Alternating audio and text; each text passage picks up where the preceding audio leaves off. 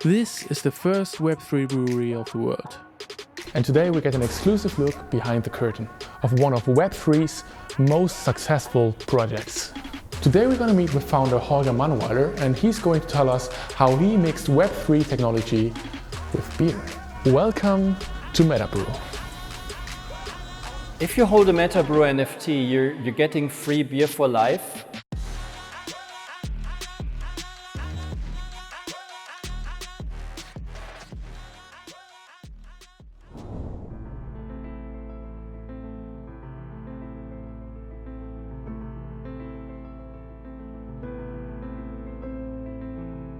Metabrew is three things. It's a company that produces beer. It's an NFT project, and I think one of the last NFT projects of the 21-22 cycle that is still standing and still delivering.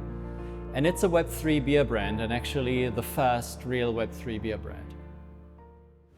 So, hello, welcome. Nice to meet you, man. Nice to meet you. Very good to have you here. Welcome in our wonderful brewery here, Metabrew Society in Naila, Germany. And great to have you here.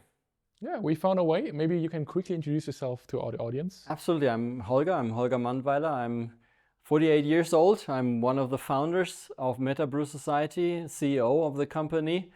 And I'm glad to have you here, and let's go for a tour now. Yeah, let's go. Very good. I'm excited. Good, come on.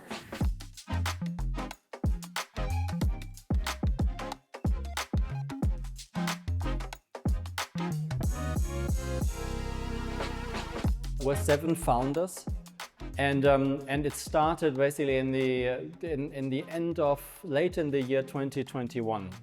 So we were sitting together over a couple of beers, and all the 7 of us, we were in crypto, had been in crypto for a while, and we had been in NFTs for a while.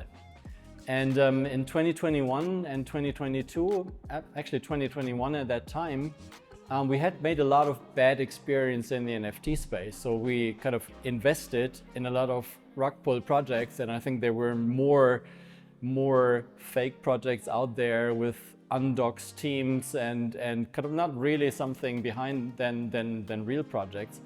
And we've made our experience with that. So we were sitting together and basically thinking, I mean, we're all entrepreneurs. So we were sitting together and thinking kind of what could we do in the NFT space that is a little bit more sustainable than the project that we saw, that provides some real value and that takes the NFT idea maybe to the next level. So we thought about ideas where we could link the NFT to real projects, to consumer goods basically, and where we would use the NFT as a method of funding a business, but also of building a community and then having a brand community with which together we could build a brand and could build a product portfolio. Coincidentally, one of the 7 was a brewer, Markus, and he brought the idea up to say, hey, let's buy a brewery and let's make some beer. So these tanks are quite big tanks. How much beer do you guys produce in 1 year? In a whole year? Yeah, looks like a lot.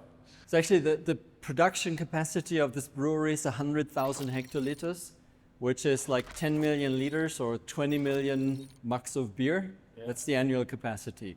One of those tanks is 240 hectoliters. So that's 24,000 liters of beer, or 48, almost 50,000 mugs of beer. 50,000 mugs of beer in one tank, yeah? Okay. So there are 7 of them in a row, and we have 6 cellars like that. Currently, in the first year we've been here, we'll be doing between 15 and 20,000 hectoliters, which again is between 1.5 and 2 million liters, so between 3 and 4 million mugs of beer. That's what we're currently doing here. If you hold a Metabrew NFT, you're getting free beer for life, 240 cans per year as long as we exist. 240 cans in 4 quarterly installments. So you can claim 60 cans every quarter. Every single quarter you can claim 60 cans and we ship it to your place for free.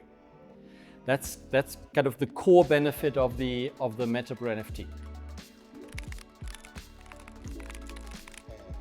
I think there are 2 main differences. The first one is if you do crowdfunding, the investor has to stick with the investment until the very end. There's no secondary market. Yeah, so you put in your investment, and whether it works or whether it doesn't work, you're in.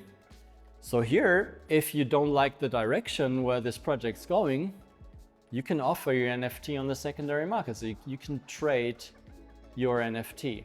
The market price, the floor price on the secondary market for the NFT, actually is like a stock price, gives us some indication on kind of what our community thinks about how this project's running.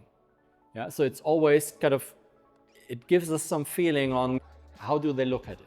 The other thing is that typical crowdfunding structures, you trade money for a certain product, but that's typically a one-time thing. Yeah, so you pay a certain amount of money, you get kind of a certain product that's being developed with that. Here, I mean, we offer free beer for life. So it's a continuous relationship, and it's a continuous community that we're building, which is not so much the model of something like Kickstarter.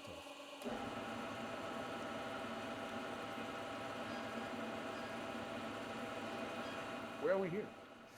So this is the fermentation room. So we have 10 fermentation tanks of 260 hectoliters each. So each of these tanks again holds a double brew, so 2 brews, what we do in 2 shifts on 1 day. So we have 10 days of production here for fermentation, and the fermentation time is between 7 and 10 days. So each of these tanks, I think all of them are full right now. So each of them is having holding a different beer. So we have a Hefeweizen here, we have a Dunkel beer here, a Helles, BWA, Bavarian Wheat Ale, a Fest beer, another Helles, a BDA is a Bavarian Dark Ale, and the BPA is a Bavarian Pale Ale. Wow. And I guess you want to taste, right? Yeah. This guy has celiac disease and is therefore not allowed to drink beer, which he hates a lot at this particular moment in time. But luckily, the camera guy is more than ready.